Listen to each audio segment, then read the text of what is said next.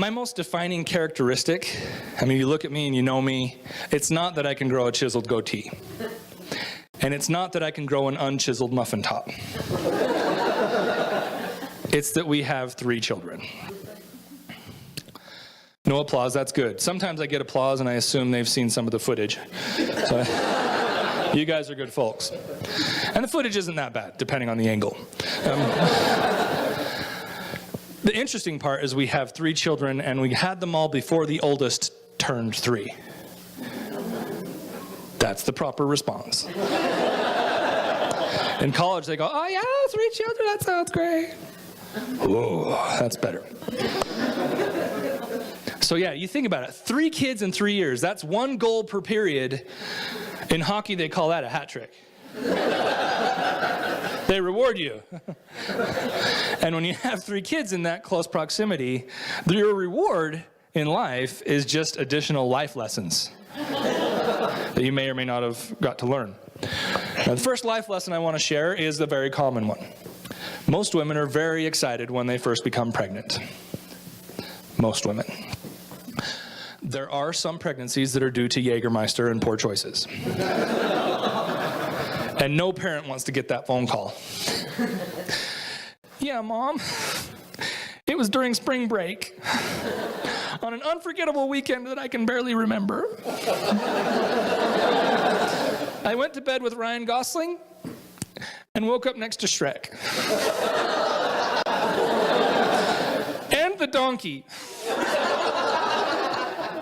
I know!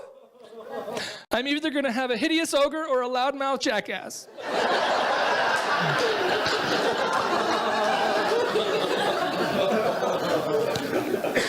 Those are the outliers.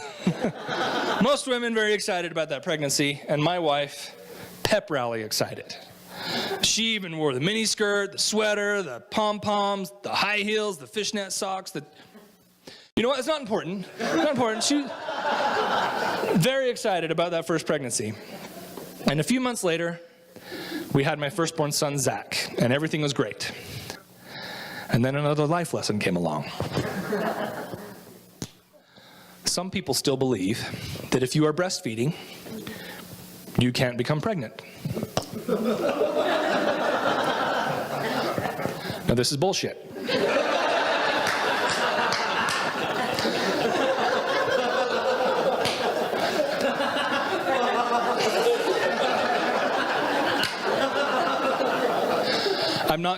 I'm not confessing to believe that. It just took us 3 years to get the first pregnancy. 3 years to get the first pregnancy, so we didn't work too hard to put a cork in the bottle.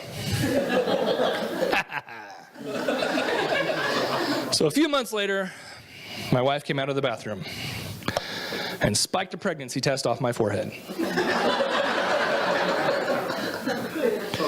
And then she hugged me and broke down. It's like, I don't want to do it again. Oh, honey, it's going to be fine. Ow. We're going to be broke. But it's going to be fine. And then she looked at me with tear-filled eyes. I don't care if we're going to be broke. I care that I'm going to get fat. And a few months later, we had our second-born son, Jordan. And everything was great. And then another life lesson came along. Now, we learned our lesson from that second pregnancy. My wife got immediately on an oral contraceptive called the mini pill. The brand name is called Camilla. The point of this story is simple. The mini pill, it makes it so the breast milk isn't affected, so you don't get any hormone into the baby or the husband.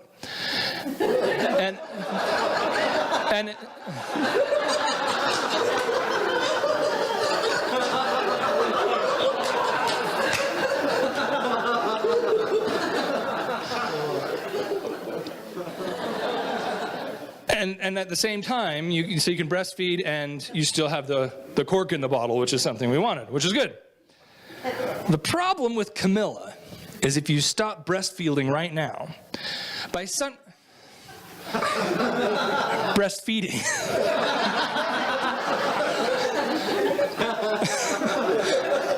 What's breastfeeding? I don't know. Maybe I should have you explain it to me instead of just Google it, yeah. You Google, and then I'll have to delete my browsing history. My wife gets mad when I do that. Breastfeed, I'd probably be semi-pro. I don't know. I could be good at it. I spilled the water? Good. All right. Where was I? If you stop breastfeeding right now and you're on the oral contraceptive Camilla, by next Sunday, if you don't switch to a full lead version of the contraceptive, you will be more fertile than the Octomom. And I must have been sleeping during that part of the lecture. Probably dreaming about breastfeeding or something.